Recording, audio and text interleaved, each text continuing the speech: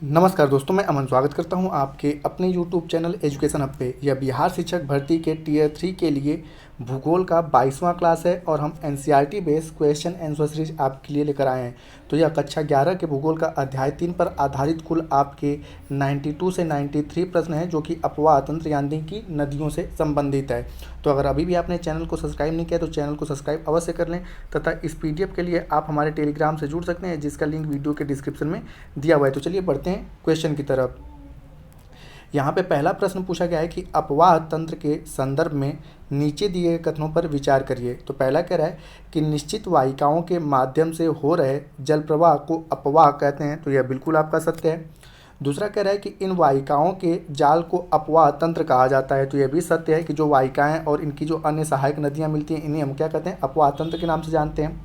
तीसरा कह रहा है कि किसी क्षेत्र का अपवाह तंत्र वहाँ के भूवैज्ञानिक समय, अवधि, चट्टानों की प्रकृति एवं संरचना, स्थल आकृति, ढाल, बढ़ते जल की मात्रा और वहन की अवधि का परिणाम है। तो यह भी आपका कथन सत्य होता है। तो इस प्रकार से सही आंसर आता है आपका डी कि कथन 1, 2 और 3 तीनों के तीनों सही हैं।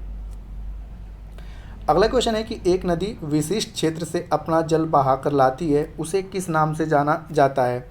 तो जब कोई नदी एक विशिष्ट क्षेत्र से अपने जल को बहा कर लाती है तो उसे जल ग्रहण क्षेत्र के नाम से जानते हैं कि वह जल ग्रहण क्षेत्र कहलाती है, कि एक विशिष्ट क्षेत्र से जल को बहा कर लाती है और एक जगह पर इकट्ठा करती है। इसी को हम लोग जल ग्रहण क्षेत्र के नाम से जानते हैं। तो सही आंसर होता है बी।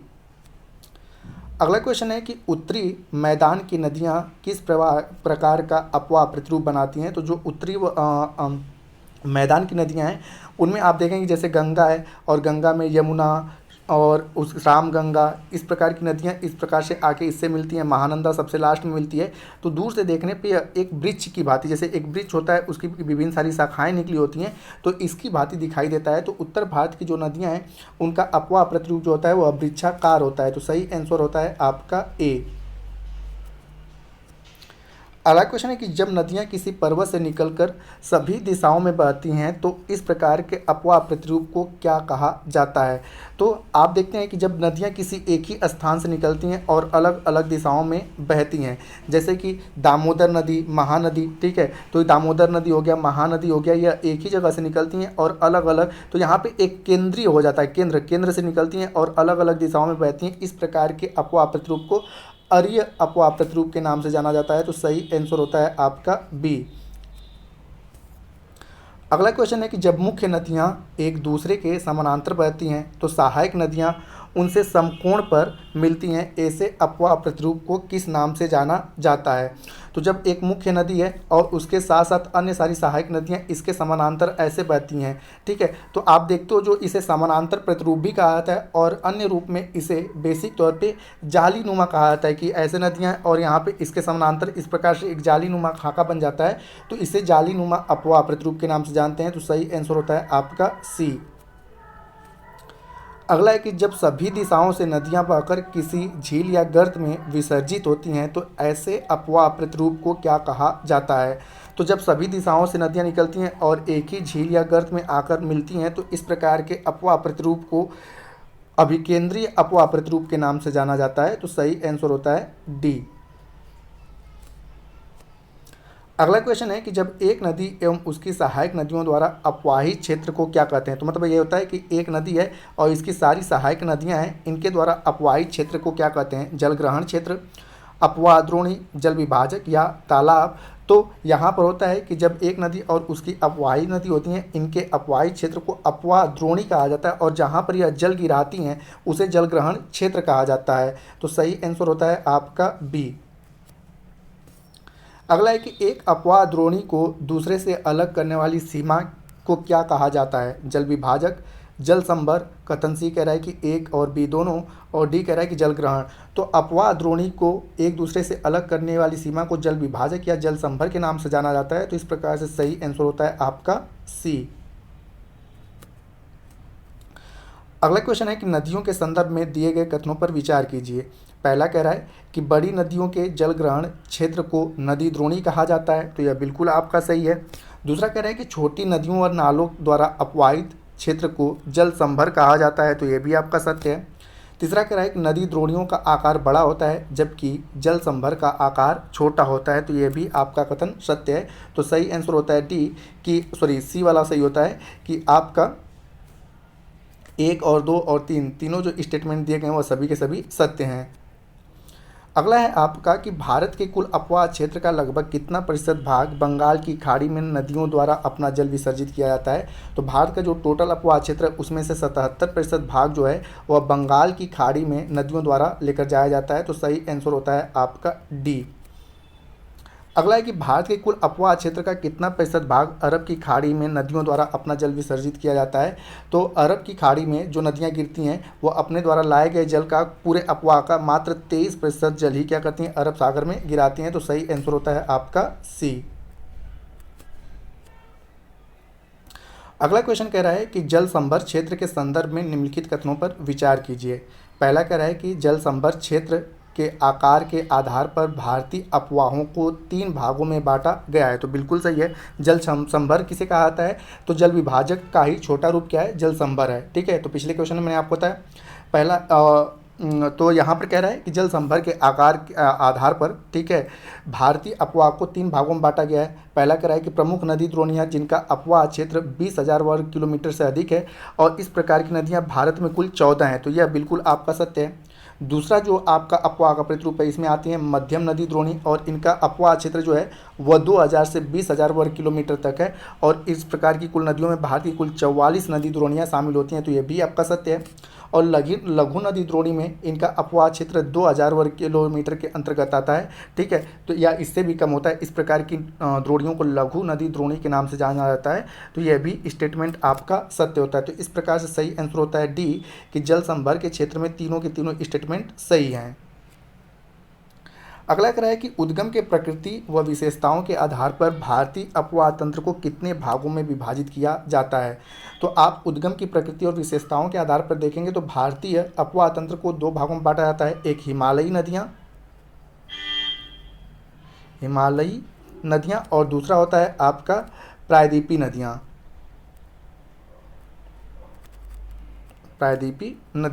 तो इस प्रकार से आपका सही आंसर होता है ए कि उद्गम की प्रकृति और विशेषताओं के आधार पर भारतीय अपवाह को 2 भागों में बांटा जाता है। अगला कह रहा है कि हिमालयी अपवाह तंत्र के संदर्भ में निम्नलिखित कथनों पर विचार कीजिए। पहला कह रहा है कि इसमें मुख्यतः गंगा, सिंधु और ब्रह्मपुत्र की नदी द्रोणी शामिल है। तो यह बिल्कुल सही है।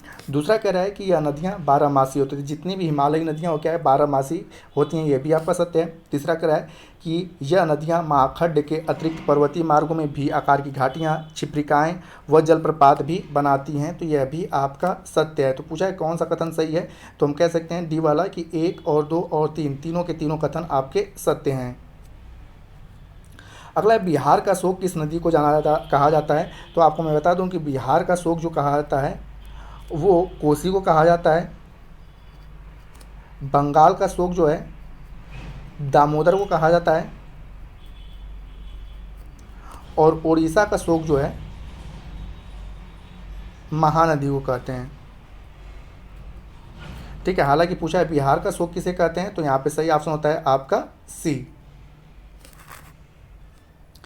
अगला क्वेश्चन है कि हिमालयी पर्वतीय अपवाह तंत्र के संदर्भ में निम्नलिखित कथनों पर विचार कीजिए और कह रहा है कौन सा कथन सत्य है। तो पहला कह रहा है कि भूवैज्ञानिक मानते हैं कि इसका विकास मायोसीन कल्प में लगभग 2.4 करोड़ से 50 लाख वर्ष पहले हुआ था। तो यह बिल्कुल सही है कि ऐसा माना जाता है कि जो भी हिमालयी अपवाह तंत्र की नदियाँ हैं गंगा, सिंधु और ब्रह्मपुत्र, इनका उद्गम मायोसीन कल्प में लगभग 2.4 करोड़ वर्ष से लेकर 50 लाख वर्ष पहले हुआ था। दूसरा कह रहा है कि यह हिमालय के संपूर्ण अनुदैर्ध्य विस्तार के साथ असम से पंजाब तक बहती हैं। तो आप देखेंगे कि पंजाब में सिंधु और उसकी सहायक नदियाँ और लास्ट में आपका असम में आपका कौन सा है, ब्रह्मपुत्र नदियाँ। तो यहाँ पे अनुदैर्ध्य प्रकृति के आधार पर पूरे पंजाब से असम तक बहती हैं। तो ये भी सत्य है। दूसरा कह रहा है आपका कि हिमालय के पश्चिमी भाग में पोटावर पठार, जिसको कि दिल्ली रिज के नाम से भी जाना जाता है, के उत्थान के कारण यह सिंधु व गंगा अपवाह तंत्रों के बीच जल विभाजक कार्य करता है। तो सिंधु और गंगा के बीच जल विभाजक कार्य कौन करता है, पोटावर पठार। और इसका विस्तार कहाँ पे, तो अगर राज्यों के बारे में बात कर दें कि सिंधु और गंगा के बीच जल विभाजक राज्य कौन कौन से हैं, तो हरियाणा और दिल्ली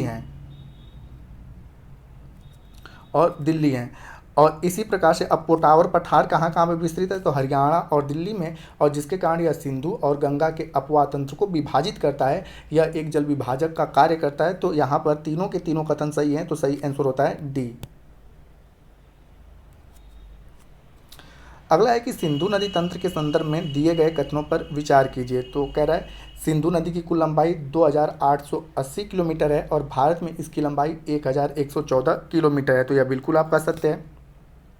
दूसरा कह रहा है कि इसका उद्गम तिब्बतीय क्षेत्र में कैलाश पर्वत क्षेत्र की में बोखरचू के निकट से में होता है, बोखरचू यानी कि मानसरोवर के निकट में होता है, तो यह भी आपका सत्य है।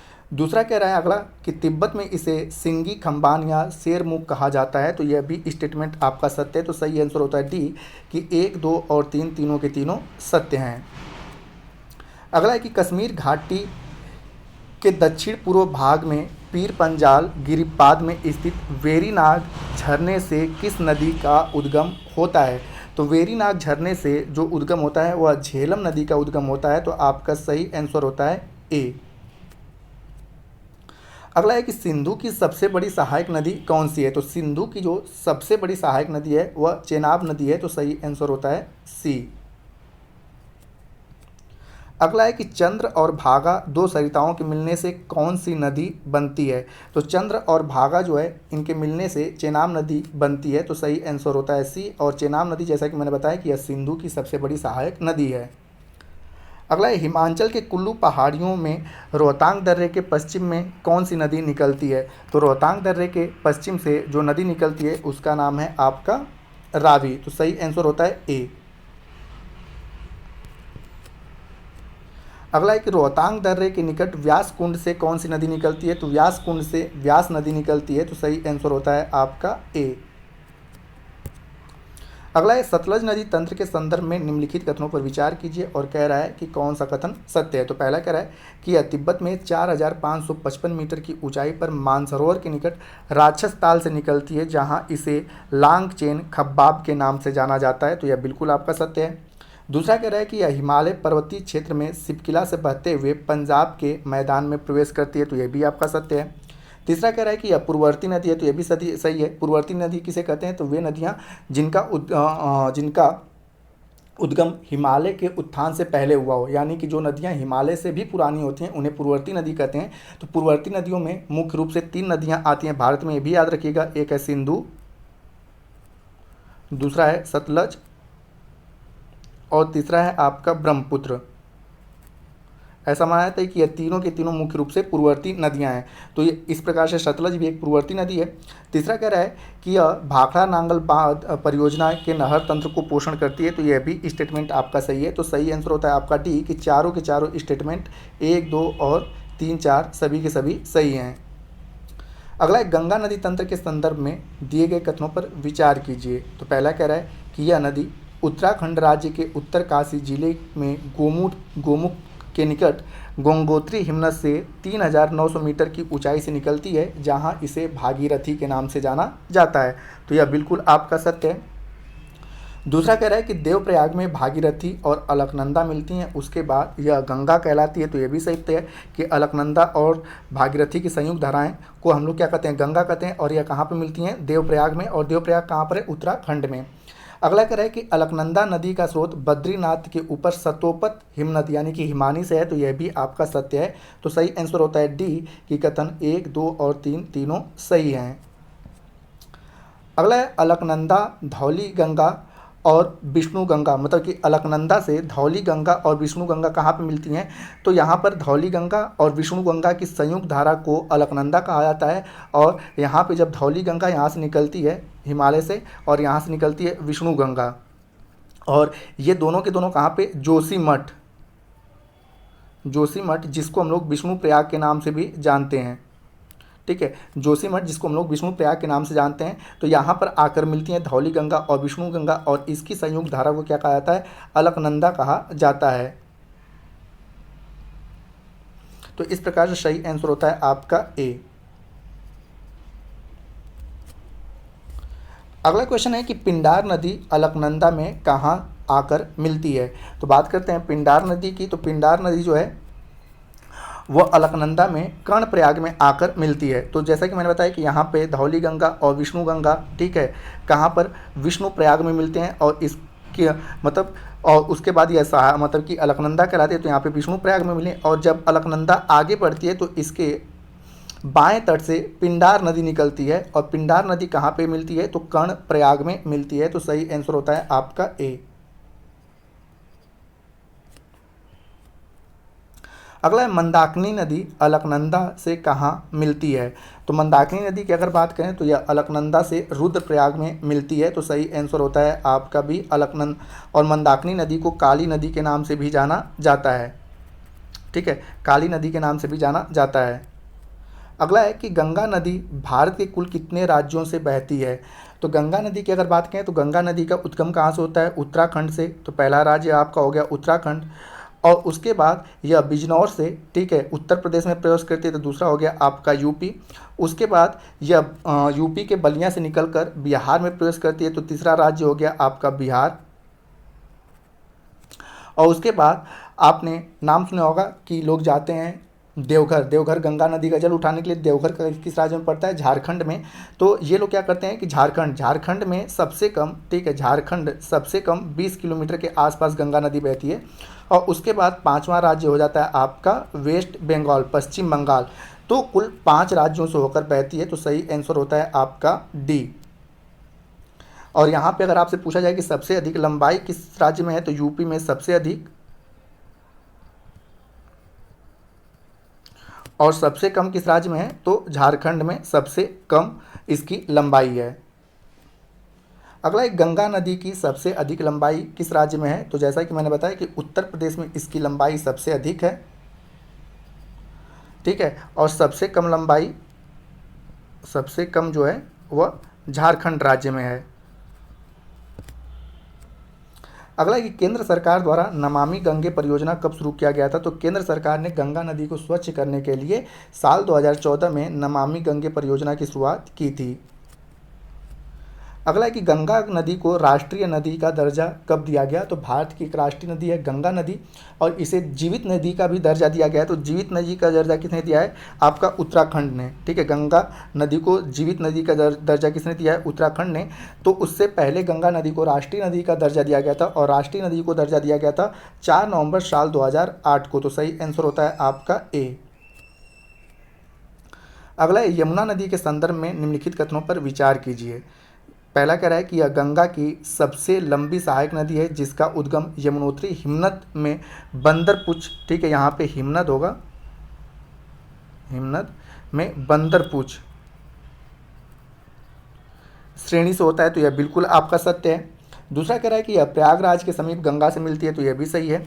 तीसरा कह रहा है कि चंबल, सिंध, बेतवा, केन इसके दाहिने तरफ से मिलने वाली नदियां हैं। तो बिल्कुल सही है कि इसके दाहिने तरफ से चंबल, सिंध, बेतवा, केन नदियां, और इसके बाएं तरफ से हिंडन, रिंद, सेंगर और वरुणा नदियां मिलती है। तो यह भी आपका सत्य है। और साथ ही साथ भारत की अगर आपसे पूछे कि सबसे लंबी सहायक नदी कौन सी है, पूरे भारत की सबसे लंबी सहायक नदी भी कौन सी है, यमुना नदी है। और यमुना किसकी सहायक नदी है, तो गंगा की सहायक नदी है। तो यहाँ पे चारों के चारों स्टेटमेंट आपके सही दिए गए हैं। तो सही आंसर होता है आपका डी।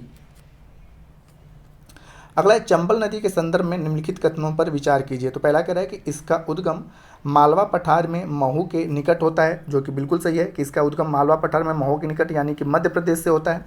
दूसरा कह रहा है कि गांधी सागर बांध इसी नदी पर बनाया गया है। तो यह भी सत्य है। तीसरा कह रहा है कि चंबल नदी अपने उत्खात भूमि वाली आकृति के लिए प्रसिद्ध है। तो भारत की एकमात्र उत्खात अपर्दन करने वाली नदी कौन सी है, चंबल नदी है। तो यह भी आपका सत्य है। तो सही आंसर होता है आपका डी कि 1, 2 और 3 तीनों सत्य हैं। अगला है निम्नलिखित में से कौन सी नदी 2 धाराओं वाली काली गंडक और त्रिशूल गंगा के मिलने से बनती है, और इसका उद्गम नेपाल हिमालय के धौलागिरी व माउंट एवरेस्ट के बीच से होता है। तो ये जो पूरी व्याख्या है, यह व्याख्या गंडक नदी की है। तो सही आंसर होता है आपका बी कि गंडक नदी जो है 2 धाराओं काली गंडक और त्रिशूल गंगा के मिलने से बनती है, और इसका उद्गम नेपाल हिमालय में धौलागिरी और माउंट एवरेस्ट के बीच में होता है। अगला कह रहा है कि घाघरा नदी के संदर्भ में निम्नलिखित कथनों पर विचार कीजिए। तो पहला कह रहा है कि इसका उद्गम मापचा चुंगो हिमनद से होता है। तो यह बिल्कुल आपका सही है। दूसरा कह रहा है कि तीला, सेती, बेरी जो है इसकी सहायक नदियां हैं। तो यह भी सत्य है। और तीसरा कह रहा है कि घाघरा नदी छपरा में गंगा से मिलती हैं, मतलब बिहार के छपरा में गंगा से मिलती हैं, तो यह भी आपका सत्य है। तो सही आंसर होता है डी कि कथन 1, 2 और 3 तीनों सत्य हैं। अगला कह रहा है कि बराकर नदी किसकी सहायक नदी है? तो बराकर नदी जो है वह दामोदर की सहायक नदी है, तो सही आंसर होता है ए। और अगर आपसे पूछते कि दामोदर किसकी सहायक नदी है, दामोदर जो है हुगली की सहायक नदी है। हुगली किसकी सहायक नदी है? तो हुगली गंगा की सहायक नदी है। तो इस चीज़ को याद रखिएगा कि बराकर दामोदर की सहायक नदी है, दामोदर हुगली की, और हुगली गंगा की सहायक नदी है। अगला है कि गंगा के बाएं तट से मिलने वाली अंतिम सहायक नदी कौन सी है? तो गंगा हिमालय से निकलती है और ऐसे बहती है, और इसका ये लेफ्ट साइड होता है और ये आपका राइट साइड। तो गंगा के लेफ्ट साइड से मिलने वाली सबसे जो अंतिम नदी है वह है आपका महानंदा। ठीक है, महानंदा। तो सही आंसर होता है आपका बी। अगला क्वेश्चन है कि असम घाटी में ब्रह्मपुत्र नदी कुल कितने किलोमीटर तक बहती है? तो यहाँ पर है सही आंसर कि असम घाटी में ब्रह्मपुत्र नदी कुल 750 किलोमीटर बहती है। तो सही आंसर होता है सी। अब यहाँ पे ब्रह्मपुत्र नदी की बात करें तो ब्रह्मपुत्र को, ठीक है, तिब्बत में सांगपो कहा जाता है। ठीक है, तिब्बत में। उसके बाद अरुणाचल में दिहांग कहा जाता है। दिहांग अरुणाचल में कहा जाता है। और इसे ब्रह्मपुत्र कहाँ पे कहते हैं? तो इसे ब्रह्मपुत्र कहा जाता है असम में। और बांग्लादेश में या बंगाल में इसे क्या कहा जाता है? जमुना के नाम से जाना जाता है। तो बांग्लादेश में जमुना के नाम से जाना जाता है। तो इस चीज़ को याद रखिएगा। अगला है कि बांग्लादेश में ब्रह्मपुत्र नदी को क्या कहा जाता है? तो जैसा कि अभी मैंने बताया कि बांग्लादेश में इसे जमुना के नाम से जाना जाता है। तो सही आंसर होता है आपका बी। दिहांग कहाँ पे कहा जाता है? तो अरुणाचल में क्या कहा जाता है? दिहांग कहा जाता है। ठीक है, और सांगपो कहाँ कहा जाता है? तो तिब्बत में इसे सांगपो कहा जाता है। और जमुना जो है यह भारत की सबसे लंबी सहायक नदी है। और यह किसकी सहायक नदी है? तो गंगा की है। और गंगा के बारे में कि सबसे ज़्यादा प्रदूषित नदी, ठीक है, सबसे ज़्यादा प्रदूषित नदी कौन सी है? तो यमुना है। अगला है कि प्रायद्वीपीय अपवाह तंत्र के संदर्भ में कौन सा कथन गलत है? तो ये कह रहा है कि यह नदियाँ बारहमासी नहीं है। तो बिल्कुल सही, क्योंकि इन नदियों के जल का केवल एक ही सोर्स है, वर्षा। जबकि हिमालयी नदियों के जल का 2 सोर्स है, वर्षा प्लस हिमनद। ठीक है, हिमनद। लेकिन प्रायद्वीपीय भारत की नदियों के जल का केवल एक ही सोर्स है, वर्षा। तो जब बरसात के समय में ये नदियों में पानी रहता है, जैसे बरसात समाप्त होता है इनमें पानी सूख जाता है। तो इसलिए इन्हें बारहमासी नहीं कहा जाता है, और हिमालयी नदियों को बारहमासी कहा जाता है। दूसरा कह रहा है कि यह नदियाँ विसर्प बनाती हैं। तो यह गलत है, क्योंकि जो भी प्रायद्वीपीय नदियाँ उनका मार्ग निश्चित है, तो यह विसर्प नहीं बनाती हैं। वे नदियाँ जिनका मार्ग निश्चित नहीं होता है तो वह विसर्प बनाती हैं। खास करके हिमालयी नदियाँ क्या होती हैं? विसर्प बनाती हैं। प्रायद्वीपीय भारत की नदियाँ विसर्प नहीं बनाती हैं। तीसरा कह रहा है कि यह नदियाँ एक सीधी रेखा में निश्चित मार्ग पर बहती हैं। तो यह बिल्कुल सही है, जिसके कारण यह विसर्प नहीं बनाती हैं। और चौथा कह रहा है कि प्रायद्वीपीय नदियाँ हिमालयी नदियों से पुरानी है। तो यह बिल्कुल सत्य है। तो यहाँ पूछा है कि कौन सा कथन गलत है? तो सही आंसर होता है आपका बी कि यह नदियाँ विसर्प बनाती हैं। जबकि यह गलत है, क्योंकि प्रायद्वीपीय भारत की नदियाँ विसर्प नहीं बनाती हैं। अगला कह रहा है कि महानदी बेसिन के बारे में कौन सा कथन सत्य नहीं है? तो पहला कह रहा है कि इसका उद्गम छत्तीसगढ़ के रायपुर जिले में सिंघवा के निकट से होता है। तो यह बिल्कुल आपका सत्य है। दूसरा कह रहा है कि इसकी लंबाई 891 किलोमीटर है। तो यह गलत है, क्योंकि इसकी लंबाई 851 किलोमीटर है, ना कि 91। तीसरा कह रहा है कि इस नदी का अपवाह द्रोणी का 53% भाग मध्य प्रदेश और छत्तीसगढ़ में, 47% भाग जो है वह ओडिशा राज्य में है। और चौथा कह रहा है कि उपरोक्त सभी कथन सत्य हैं। तो यहाँ पे क्या होगा? आंसर सही होगा आपका बी, कि बी वाला आपका सत्य नहीं है। अगला है आपका कि गोदावरी नदी के संदर्भ में कौन सा कथन सत्य नहीं है? तो पहला कह रहा है गोदावरी नदी प्रायद्वीपीय नदी तंत्र की सबसे बड़ी नदी है। तो यह बिल्कुल आपका सत्य है। दूसरा कह रहा है कि इसे दक्षिण भारत की गंगा के नाम से जाना जाता है। तो यह गलत है, क्योंकि गोदावरी को दक्षिण गंगा या वृद्ध गंगा कहते हैं। दक्षिण भारत की गंगा किसे कहा जाता है? तो कावेरी को, ठीक है, दक्षिण भारत की गंगा कहा जाता है, न कि गोदावरी को। ठीक है, तो इस चीज़ को याद रखिए, गोदावरी को दक्षिण गंगा या वृद्ध गंगा कहते हैं। तो ये गलत है। तीसरा कह रहा है कि इसका उद्गम महाराष्ट्र के नासिक से जिले से होता है, तो इसका महाराष्ट्र के नासिक जिले से त्र्यंबकम पहाड़ी से गोदावरी का उद्गम होता है, तो ये भी सही है। और चौथा कह रहा है कि इसकी लंबाई 1465 किलोमीटर है, तो यह भी सत्य है। तो यहाँ पूछा है कौन सा सत्य नहीं है, तो सही आंसर होता है बी, कि बी वाला सत्य नहीं है। अगला है गोदावरी नदी के संदर्भ में कौन सा कथन सत्य नहीं है। तो फिर से यहाँ पे कि पहला कह रहा है कि इसका जलग्रहण क्षेत्र जो है 3.15 लाख वर्ग किलोमीटर है, तो यह गलत है, क्योंकि इसका जलग्रहण जो क्षेत्र है वह 3.13 लाख वर्ग किलोमीटर है। ठीक है। दूसरा कह रहा है कि इसका जलग्रहण क्षेत्र का 49% भाग महाराष्ट्र में, 20% भाग मध्य प्रदेश और छत्तीसगढ़ में, और शेष भाग आंध्र प्रदेश में पड़ता है, तो यह बिल्कुल आपका सत्य है। तीसरा कह रहा है कि इसकी मुख्य सहायक नदियां जो हैं पेनगंगा, इंद्रावती, प्राणहिता और मंजरा हैं, तो यह भी सत्य है। चौथा कह रहा है कि राजमुंदरी के बाद यह नदी कई धाराओं में विभक्त होकर बंगाल की खाड़ी में बृहद डेल्टा का निर्माण करती है, तो यह भी आपका सत्य है। तो पूछा है कौन सा कथन सत्य नहीं है, तो ए वाला सत्य नहीं है, क्योंकि इसका जो जलग्रहण क्षेत्र है 3.13 लाख वर्ग किलोमीटर है। अगला है आपका कि कृष्णा नदी के बारे में कौन सा कथन सत्य नहीं है। तो पहला कह रहा है आपका कि इसका उद्गम स्थल महाबलेश्वर के निकट से होता है, तो यह आपका बिल्कुल सत्य है। दूसरा कह रहा है कि इसकी कुल लंबाई 1500 किलोमीटर है, तो यह गलत है, क्योंकि कृष्णा नदी की कुल लंबाई 1401 किलोमीटर है, न कि 1500 किलोमीटर। तीसरा कह रहा है कि कोयना, तुंगभद्रा और भीमा इसकी सहायक नदियां हैं, तो यह आपका सत्य है। चौथा कह रहा है कि इस नदी का कुल जलग्रहण क्षेत्र का 27% भाग महाराष्ट्र में, 44% भाग कर्नाटक में और 29% भाग आंध्र प्रदेश और तेलंगाना में पड़ता है, तो यह भी स्टेटमेंट आपका सत्य है। तो सही आंसर होता है आपका कि बी वाला कथन सत्य नहीं है, क्योंकि इसकी लंबाई 1500 नहीं है, 1401 किलोमीटर है। अगला है आपका कि कावेरी नदी के बारे में कौन सा कथन सत्य नहीं है। तो पहला कह रहा है कि इसका उद्गम कर्नाटक के कोगाडू जिले में ब्रह्मगिरी की चोटी से होता है, तो यह बिल्कुल आपका सत्य है। दूसरा कह रहा है कि इसकी कुल लंबाई 800 किलोमीटर है, तो यह भी आपका सत्य है। तीसरा कह रहा है कि यह सदा नीरा नदी नहीं है, इस नदी की द्रोणी का 4% भाग केरल और 41% भाग कर्नाटक और 56% भाग तमिलनाडु में पड़ता है। तो यहाँ तक का तो स्टेटमेंट ये पूरा सही है, लेकिन कावेरी को दक्षिण भारत की गंगा कहा जाता है। क्यों कहा जाता है? क्योंकि यह एकमात्र दक्षिण भारत की नदी है जो सदा नीरा है, क्योंकि इसके जल ग्रहण के 2 क्षेत्र हैं। कावेरी यहाँ से निकलता है तो दक्षिण पश्चिम मानसून जब आता है तो भी इसके द्रोणी में वर्षा जल प्राप्त होता है, और उत्तर पूर्वी मानसून आता है तो भी इसके द्रोणी में वर्षा जल प्राप्त होता है, जिसके कारण यह दक्षिण भारत की एकमात्र नदी है जो 12 मासी है, यानी कि सदा नीरा है। तो इस प्रकार से सी वाला स्टेटमेंट आपका सही नहीं होता है। बाकी यहाँ से तो आपका पूरा स्टेटमेंट सही है। यहाँ पे लिखा है कि यह सदा नीरा नदी नहीं है, तो यही स्टेटमेंट आपका गलत हो जाता है। तो सही आंसर होता है आपका सी। अगला है कि नर्मदा नदी के बारे में कौन सा कथन सत्य नहीं है। तो पहला कह रहा है कि इसका उद्गम जो है वह अमरकंटक पठार के पश्चिमी ढाल से लगभग 1057 मीटर की ऊंचाई से होता है, तो यह बिल्कुल आपका सत्य है। बी कह रहा है कि यह दक्षिण में अरावली और सतपूर्णा के मध्य भ्रंश घाटी में बहती हुई संगमरमर की चट्टानों में खूबसूरत माखड और जबलपुर में धुआंधार जलप्रपात का निर्माण करती है। तो यहाँ तक तो यह सही है कि यह भ्रंश घाटी में बहती हुई संगमरमर की चट्टानों के खूबसूरत माखड का निर्माण करती है और जबलपुर में धुआंधार प्रपात का निर्माण करती है।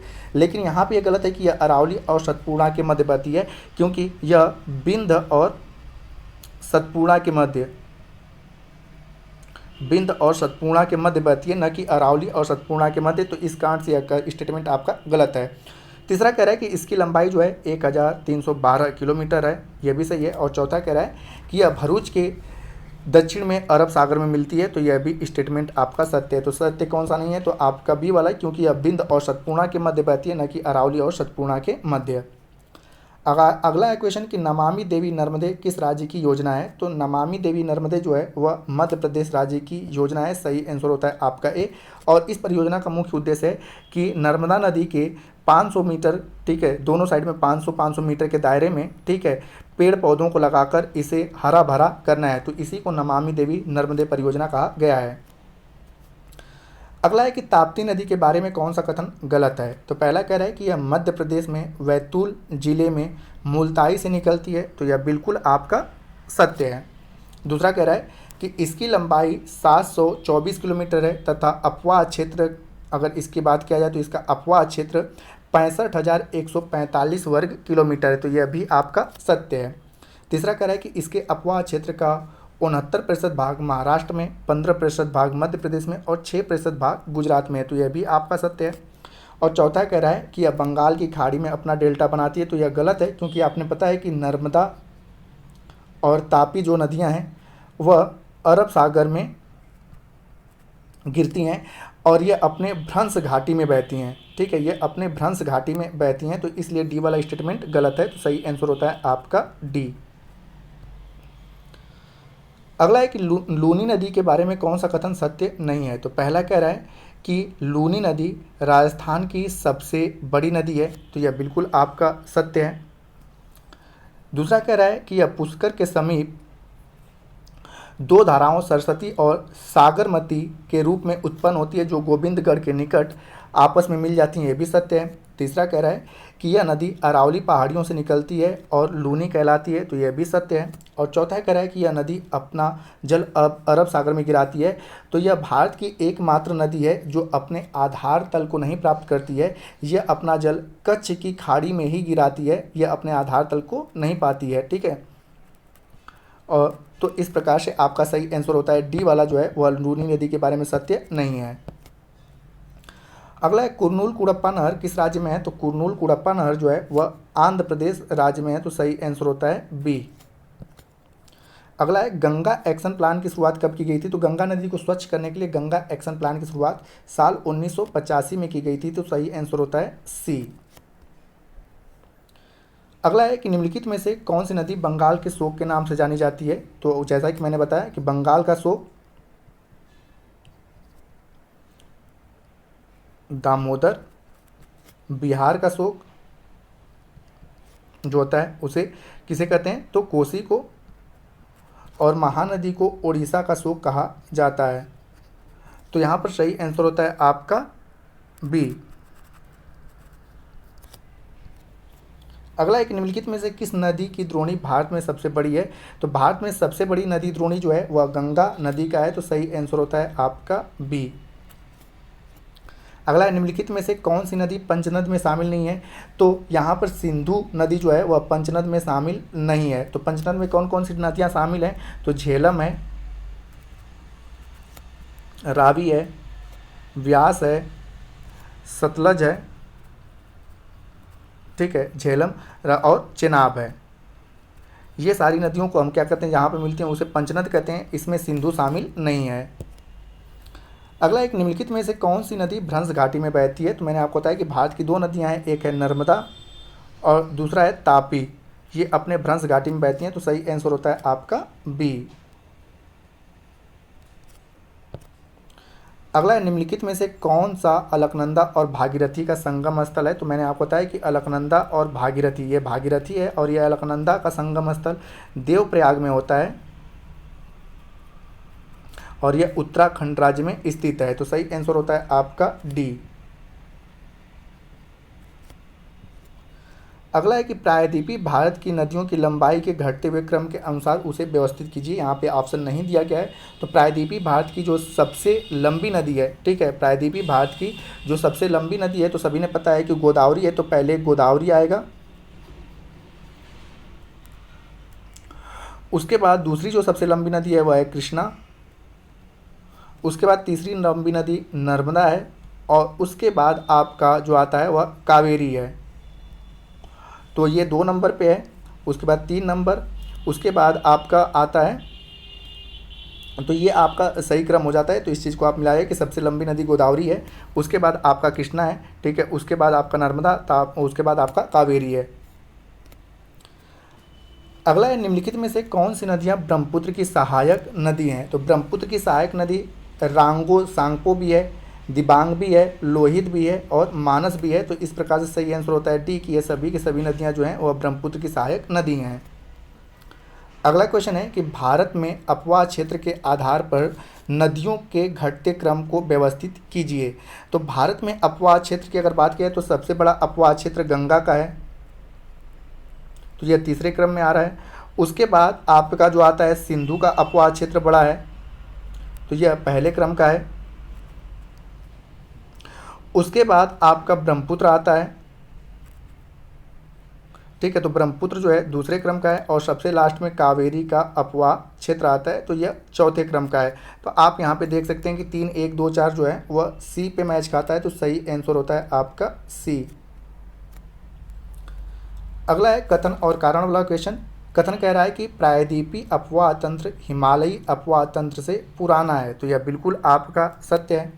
और कारण जो कह रहा है, कारण कह रहा है कि प्रायद्वीपीय नदियां प्रौढ़ावस्था में हैं तथा इन नदियों की घाटी चौड़ी तथा उथली है, तो यह गलत है, क्योंकि प्रायद्वीपीय नदियां जो है वह लगभग अपने वृद्धावस्था में है और इन नदियों की घाटी जो है वह चौड़ी नहीं है, पतली है और उथली भी नहीं है। तो कारण गलत है, कथन आपका सॉरी, यहाँ पर जो होता है जो प्रायद्वीपीय भारत की नदियाँ हैं वह इनमें से कुछ प्रौढ़ावस्था में और कुछ वृद्धावस्था में है और इन नदियों की घाटी जो है वह चौड़ी और उथली हैं। ठीक है, उथली का मतलब ज़्यादा गहरी नहीं है, ठीक है, उथली हैं, ठीक है, गहराई समाप्त कर चुकी हैं। तो हम कह सकते हैं कि यहाँ पर कथन और कारण दोनों सही है और कारण जो है कथन की सही व्याख्या करता है, तो सही आंसर होता है ए। अगला है प्रायद्वीपीय नदियों की विशेषताओं के संदर्भ में नीचे दिए गए कथनों पर विचार कीजिए और कह रहा है कौन सा कथन सत्य है। तो पहला कह रहा है कि प्रायद्वीपीय नदियां अपना मार्ग बदलती रहती हैं, तो यह गलत है, क्योंकि प्रायद्वीपीय नदियों का मार्ग फिक्स है, यह विसर्प नहीं करती हैं, तो पहला गलत है। दूसरा कह रहा है कि यह नदियां विसर्पों का निर्माण नहीं करती हैं, तो यह बिल्कुल सही है। तीसरा कह रहा है कि प्रायद्वीपीय नदियां अपने मुहाने पर डेल्टा का निर्माण करती हैं, तो यह भी सही है कि क्योंकि कुछ प्रायद्वीपीय नदियां जो बंगाल की खाड़ी में गिरती हैं वो डेल्टा का निर्माण करती हैं। और चौथा कह रहा है कि प्रायद्वीपीय नदियों का अपवाह द्रोणी आकार में अपेक्षाकृत छोटी है, तो यह भी सही है, क्योंकि हिमालयी नदियों के अपेक्षाकृत इनकी अपवाह द्रोणी छोटी है। तो सही आंसर होता है आपका 2, 3, 4, तो आंसर सही होता है आपका बी वाला। और पहला वाला क्यों गलत है, क्योंकि प्रायद्वीपीय भारत की नदियाँ अपना मार्ग नहीं बदलती हैं। अगला क्वेश्चन कह रहा है कि निम्नलिखित में से कौन सी प्रायद्वीपीय नदियां रिफ्ट घाटी में बहती हैं। तो रिफ्ट घाटी को हम लोग भ्रंश घाटी के नाम से भी जानते हैं हिंदी में। तो भ्रंश घाटी में 2 नदियां बहती हैं, नर्मदा और तापी, तो सही आंसर होता है ए।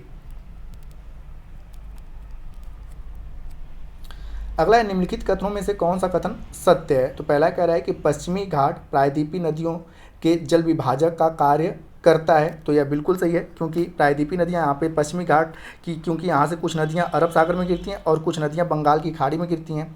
दूसरा कह रहा है कि प्रायद्वीप के उत्तरी भाग से निकलने वाली नदियां गंगा नदी तंत्र के हिस्से हैं, तो यह बिल्कुल सही है कि जो उत्तरी भाग में निकलती हैं, ठीक है, प्रायद्वीप से जो उत्तरी भाग जैसे कि चंबल हो गया, बेतवा हो गया, यह उत्तरी भाग से निकलती हैं और यह, ठीक है, किससे मुख्यतः यमुना और गंगा से जाकर मिलती हैं। तो यहाँ पर यह भी स्टेटमेंट आपका सही है, तो सही आंसर होता है कि 1 और 2 दोनों सही हैं।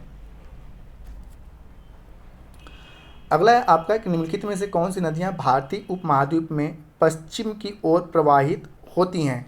तो पश्चिम का मतलब होता है कि वे नदियां जो अरब सागर में अपना जल गिराती हैं।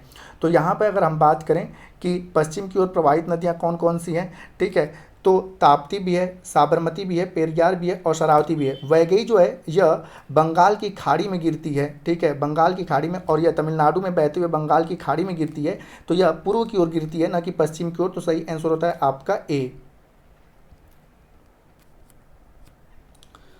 अगला है कि यह नदी दक्षिण में सतपुड़ा और उत्तर में विंध्याचल श्रेणियों के मध्य भ्रंश घाटी में बहते हुए संगमरमर की चट्टानों के खूबसूरत महाखंड बनाती है। उपरोक्त में से यह किसका कथन है। तो मैंने आपको बताया कि जो नर्मदा नदी है वह सतपुड़ा और बिंद के मध्य बहती है और यह जो है मतलब कि जबलपुर, जो कि मध्य प्रदेश में जबलपुर के निकट एक संगमरमर का खूबसूरत धुआंधार जलप्रपात का निर्माण करती है। तो यह व्याख्या किया जा रहा है नर्मदा नदी का, तो सही आंसर होता है ए। अगला कह रहा है कि सरदार सरोवर बांध किस पर अवस्थित है। तो सरदार सरोवर बांध जो है वह नर्मदा नदी पर बनाया गया, तो सही आंसर होता है बी। अगला कह रहा है कि इस नदी का उद्गम कैलाश पर्वत श्रेणी में मानसरोवर झील के निकट चोमंगायुंग ग्लेशियर से होता है। यह पूर्व दिशा में अनुदैर्घ्य रूप से प्रवाहित होते के नामचा बरवा कहाँ पे, अरुणाचल प्रदेश में सीकर के पास पहुंचकर अंग्रेजी में यू आकार जैसे मोड़ बनाकर भारत में प्रवेश करती है। यह व्याख्या किसकी है। तो यहाँ पर आप देखेंगे कि यह व्याख्या हो रहा है ब्रह्मपुत्र की। तो यह ब्रह्मपुत्र भारत के, यहाँ पे देखते हैं कि यहाँ से ब्रह्मपुत्र मानसरोवर से निकलता है और यह अपने पूर्व की ओर बहते हुए अरुणाचल प्रदेश के नामचा बरवा पर्वत शिखर को काटता है और अरुणाचल प्रदेश में प्रवेश करता है। उसके बाद यह बंगाल की खाड़ी में अपना जल गिराता है। तो सही आंसर होता है आपका ए। अगला क्वेश्चन कथन और कारण से है। तो कथन कह रहा है कि कावेरी नदी प्रायद्वीप की अन्य नदियों की अपेक्षा कम उतराव चढ़ाव के साथ लगभग पूरे साल बहती है। तो यह बिल्कुल सही है, क्योंकि मैंने बताया कि दक्षिण भारत की एकमात्र सदा नीरा नदी है कावेरी नदी। कारण कह रहा है कि कावेरी नदी के अपवाह क्षेत्र के ऊपरी जलग्रहण क्षेत्र में दक्षिण पश्चिम मानसून, तो यहाँ से कावेरी कर्नाटक के ब्रह्मगिरी से निकलती है और दक्षिण पश्चिम मानसून से भी इसको जल प्राप्त होता है। और इसका जो निचला हिस्सा है जो तमिलनाडु में पड़ता है, इसको उत्तर पूर्वी मानसून से भी जल को क्या होती है, प्राप्ति होती है, जिसके कारण इसमें वर्ष भर जल बने रहते हैं। तो हम कह सकते हैं कि आपका ए वाला ऑप्शन सही है, क्योंकि कथन और कारण दोनों सही हैं और कारण कथन का सही व्याख्या कर रहा है। अगला है आपका कि अमरावती, भवानी, हेमावती तथा काबिनी किसकी सहायक नदी है। तो यह सभी की सभी जो हैं वह कावेरी की सहायक नदियां हैं। तो सही आंसर होता है डी। अगला है कि अपवाह क्षेत्र के घटते क्रम के अनुसार प्रायद्वीपीय नदियों का कौन सा क्रम सही है। तो आपको मैंने पहले ही बताया कि प्रायद्वीपीय भारत का सबसे बड़ा अपवाह क्षेत्र नदी कौन सा है, गोदावरी है। ठीक है, उसके बाद आपका इस दिए गए ऑप्शन के अकॉर्डिंग जो आता है कृष्णा नदी आता है। ठीक है, उसके बाद महानदी आता है, उसके बाद कावेरी नदी आता है। तो इस प्रकार से सही आंसर होता है आपका बी। अगला है नीचे दिए गए कथनों पर विचार कीजिए और कह रहा है कि उपरोक्त में से कौन सा कथन सत्य है। तो पहला कह रहा है आपका कि नदी के चैनल में वर्ष पर्यंत जल प्रवाह के प्रारूप को नदी बहाव प्रवृत्ति कहते हैं। तो यह बिल्कुल आपका सत्य है। दूसरा कह रहा है कि हिमालय से निकलने वाली नदियों के बहाव प्रवृत्ति केवल हिमनदों के पिघलने की मात्रा के द्वारा नियंत्रित होती है। तो यह गलत है, क्योंकि हिमालयी नदियाँ 12 मासी हैं और इसमें हिमनद और वर्षा जल दोनों होता है, जिसके कारण ये 12 मासी होती हैं। तो दूसरा गलत है। तीसरा कह रहा है कि दक्षिण भारत की नदियों की बहाव की प्रवृत्ति वर्षा के द्वारा नियंत्रित होती है। तो यह आपका बिल्कुल सही है, क्योंकि इनमें केवल जल संग्रहण का एक ही सोर्स है, वर्षा जल। ठीक है, तो यहाँ पर पूछ रहा है कौन सा कथन सत्य है। तो पहला और तीसरा आपका सत्य है। तो सही आंसर होता है आपका सी।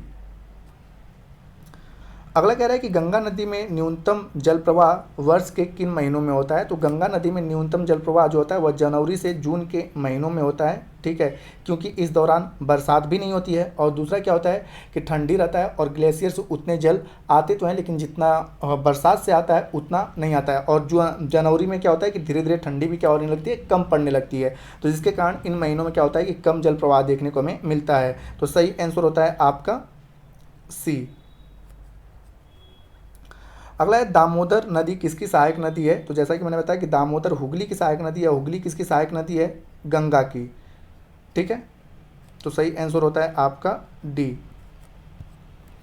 अगला है निम्नलिखित में से किस नदी का उद्गम स्थल भारत में नहीं है। तो यहाँ पर सतलज का उद्गम जो स्थल है वह भारत में नहीं है। तो सही आंसर होता है डी, क्योंकि सतलज का उद्गम स्थल ठीक है तिब्बत में मानसरोवर झील से होता है। अगला है कि सूची 1 को सूची 2 से मिलाना है। तो यहाँ पर लोकटक झील, तो आप सभी ने पता है कि लोकटक झील कहाँ पे स्थित है, मणिपुर में स्थित है। बी है चिल्का झील कहाँ पे, उड़ीसा में। भीमताल झील जो है उत्तराखंड में। और उसके बाद पुलकट झील आंध्र प्रदेश और तमिलनाडु की सीमा पर स्थित है। तो ये आपका सही मैचअप होता है। अगला है सिंधु नदी तंत्र में शामिल नदियों का उत्तर से दक्षिण की ओर क्रम कौन सा सही है। तो सिंधु नदी की अगर बात करें तो सिंधु नदी में उत्तर से दक्षिण की ओर ऐसे तो सबसे पहले झेलम नदी मिलती है, उसके बाद चिनाब नदी मिलती है, झेलम फिर चिनाब, उसके बाद रावी नदी मिलती है और उसके बाद सबसे लास्ट में सतलज नदी मिलती है। तो सही आंसर होता है आपका सी।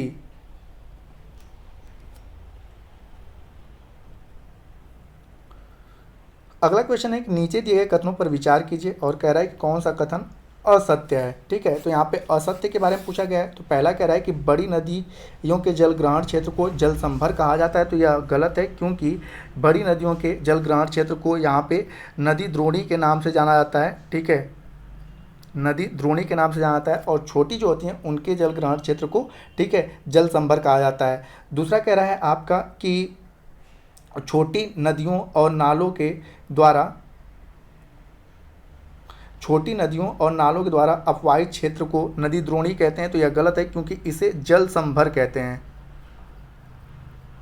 जल संभर के नाम से जाना जाता है।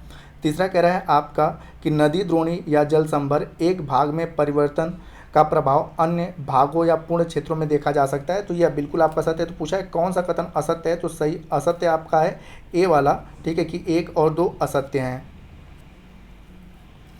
अगला है आपका कि हिमालयी अपवाह तंत्र में शामिल नदियों के द्वारा निम्नलिखित में से कौन सी स्थलाकृतियों का निर्माण किया जाता है। तो जो हिमालयी अपवाह तंत्र की नदियाँ हैं वह वी आकार की घाटियाँ भी बनाती हैं, छिप्रिकाएँ भी बनाती हैं, समतल घाटियाँ भी बनाती हैं, गुम्फित वाहिकाएँ बनाती हैं और डेल्टाई मैदान भी बनाती हैं। तो सही आंसर होता है आपका डी कि यह सभी के सभी जो स्थलाकृतियाँ हैं वह हिमालयी अपवाह तंत्र की नदियाँ बनाती हैं। अगला है कोसी नदी के द्वारा बिहार में भारी तबाही मचाई जाती है, इसका प्रमुख कारण क्या है। तो पहला कह रहा है कि कोसी नदी द्वारा पर्वतों से भारी मात्रा में अवसाद लाकर मैदानी भाग में निक्षेपित करना, या बिहार के भौगोलिक क्षेत्रों में वनों का कम प्रतिशत। तीसरा कह रहा है कि नदी मार्ग में अत्यधिक बांधों का निर्माण, और चौथा कह रहा है उपरोक्त सभी। तो यहाँ पर आपको पता है कि बिहार का शोक कहा जाता है कोसी को, और क्यों कहा जाता है। तो कोसी नदी अपने पर्वतों से भारी मात्रा में अवसादों को लाती है और मैदानों में छोड़ देती है, और जिसके कारण ये अपने मार्ग को क्या होती है बदलने लगती है, जिसके कारण इसे बिहार का शोक कहा जाता है। तो सही आंसर होता है आपका ए। अगला है आपका कि हिमालय पर्वत श्रृंखला की किन दो श्रेणियों के बीच सिंधु नदी अपवाहित होती है। तो हिमालय पर्वत श्रृंखला के जो है लद्दाख और जास्कर श्रेणियों के मध्य जो होता है सिंधु नदी अपवाहित होती है, और यह भारत के केवल एक राज्य में बहती है और वो है जम्मू कश्मीर। ठीक है, तो जम्मू कश्मीर भी लद्दाख और जास्कर श्रेणी के मध्य आता है, तो जम्मू कश्मीर में ही केवल बहती है। तो आपका सही आंसर होता है बी। अगला है आपका निम्नलिखित में से सिंधु की कौन सी सहायक नदियां सुलेमान श्रेणी से निकलती हैं।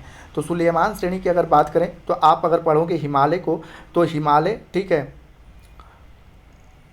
पश्चिम से पूर्व की ओर से, और यहाँ पर आपका नामचा बर्मा चोटी है, ठीक है, और यहाँ पर जो है नागा पर्वत है, नंगा पर्वत है जो कि जम्मू कश्मीर में है, और नंगा पर्वत घाट जो है इसकी एक श्रेणी इधर से निकलती है, इसे हम लोग सुलेमान के नाम से जानते हैं जो पाकिस्तान में है, और हिमालय की एक पर्वत श्रेणी अफगानिस्तान में जाती है जिसे हम लोग हिंदू कुश के नाम से जानते हैं। तो पूछ रहा है कि इस सुलेमान श्रेणी से कौन कौन सी नदियां निकलती हैं। तो सुलेमान श्रेणी से गोमल निकलती है,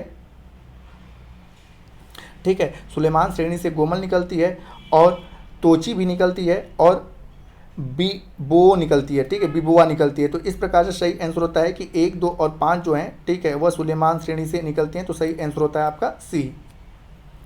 अगला निम्नलिखित कथनों में से कौन सा कथन सत्य है। तो पहला कह रहा है कि भारत में सिंधु नदी जम्मू कश्मीर और पंजाब राज्य में बहता है। तो यह गलत है, क्योंकि सिंधु नदी केवल और केवल जम्मू कश्मीर राज्य में बहता है, न कि पंजाब राज्य में। दूसरा कह रहा है कि चिनाब सिंधु की सबसे बड़ी सहायक नदी है। तो यह बिल्कुल आपका सत्य है। तो पूछा है कौन सा कथन सत्य है, तो केवल दूसरा वाला सत्य है। तो सही आंसर होता है आपका बी। अगला है आपका कि सिंधु की विभिन्न सहायक नदियों और उनके उद्गम स्थल की सूची को आपस में मिलाइए। तो सबसे पहले दिया है आपका झेलम। तो झेलम जो निकलती है वह वैरीनाग से निकलती है, तो A2 हो जाएगा। रावी की अगर बात किया जाए तो रावी जो निकलती है वह रोहतांग दर्रे के पश्चिम से निकलता है, तो B3 हो जाएगा। ब्यास की अगर बात किया जाए तो ब्यास व्यासकुंड से निकलता है, और सतलज की अगर बात किया जाए तो सतलज राखस ताल से निकलती है, मानसरोवर के पास राखस ताल से निकलती है। तो ये आपका सही मैचअप होता है। अगला है सिंधु नदी तंत्र के संदर्भ में नीचे दिए गए कथनों पर विचार कीजिए, और कह रहा है कि कौन सा कथन सत्य है।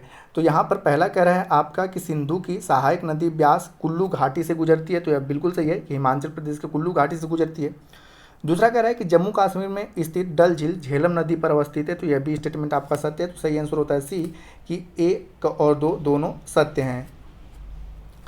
अगला यहाँ पे अपवाह प्रतिरूप को दिया गया है और उसको सही मैचअप करना है। तो पहला कह रहा है कि अपवाह प्रतिरूप का पेड़ की शाखा के अनुरूप, तो वह अपवाह प्रतिरूप जो पेड़ों की शाखा के अनुरूप होता है, तो उस प्रकार के अपवाह प्रतिरूप को क्या कहा जाता है, तो वृक्षाकार अपवाह प्रतिरूप कहा जाता है। 1 का 2 हो जाएगा।